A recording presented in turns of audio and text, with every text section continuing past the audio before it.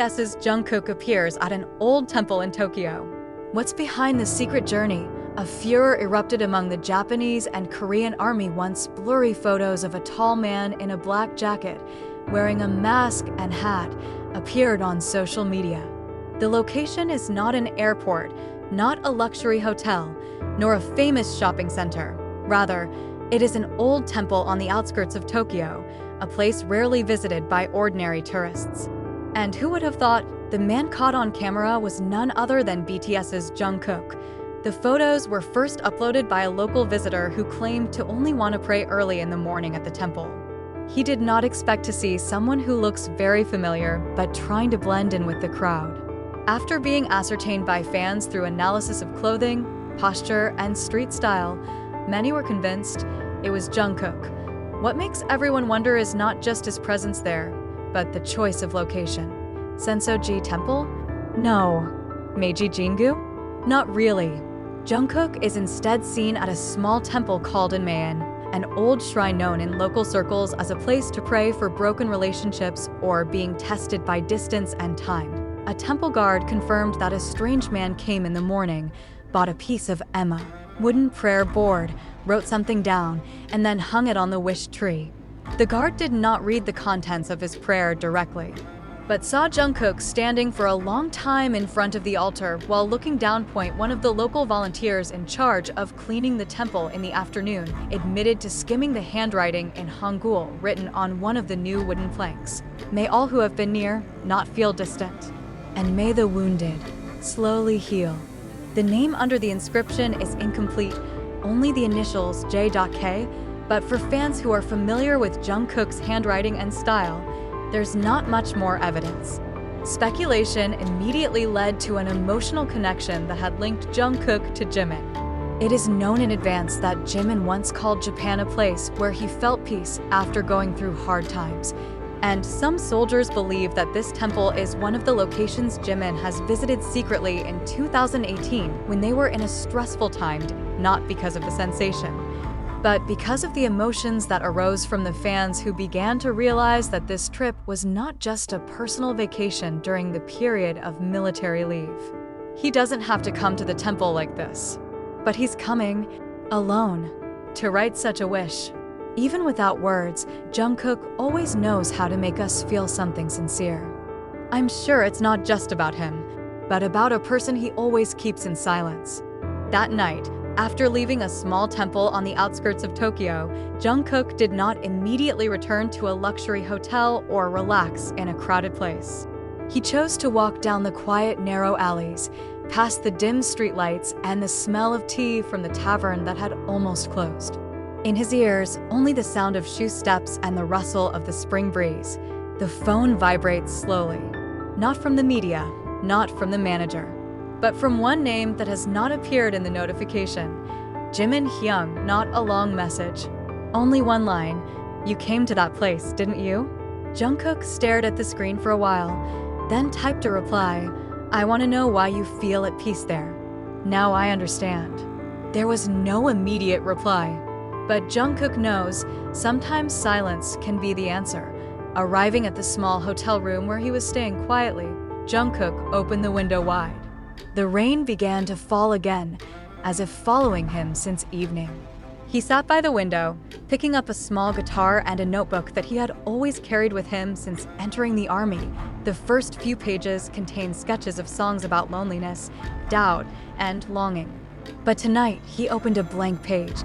Then he wrote, "There is no need to apologize when we know his heart has not left. No need to ask if we know the answer remains in the eyes." The soft tones began to flow from his guitar. Not a song to be released. Not for the stage. It's just a song that maybe only he and one other person understands the meaning of. The next day, the staff of the hotel where Jungkook was staying told local media that Jungkook had left something at the reception desk to be sent to Korea. Without the sender's name, only the destination address is neatly written.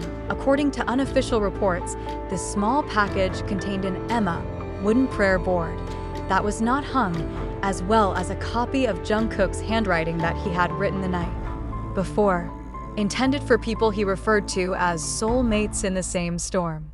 Jungkook made no statement about the trip. Jimin didn't publish anything. But the world now knows that there is something greater than gossip and speculation, a relationship that does not need to be broadcast because it lives in a quieter place in their own hearts, and maybe when the sky clears in the coming night.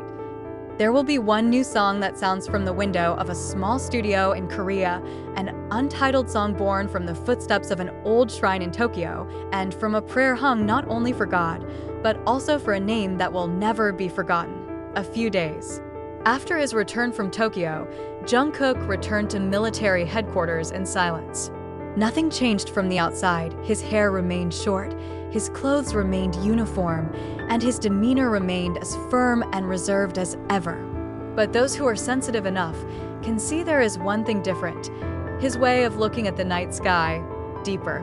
Inside his locker was a white envelope that had never been sent. On its front, only 2 letters are written: JM. The letter he wrote last night in Tokyo, right after writing the song. He didn't know if he was going to actually send it, but to be sure, the content of the letter wasn't an apology or a confession, but a story. Hyun, I don't know if you've ever felt this way too.